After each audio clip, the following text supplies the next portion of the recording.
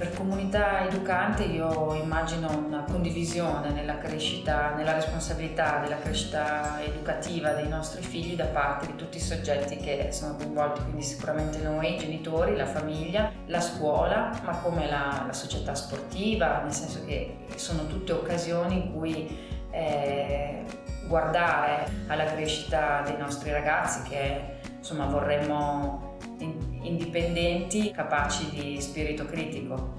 La differenza principale tra educare da soli e educare in gruppo è il confronto.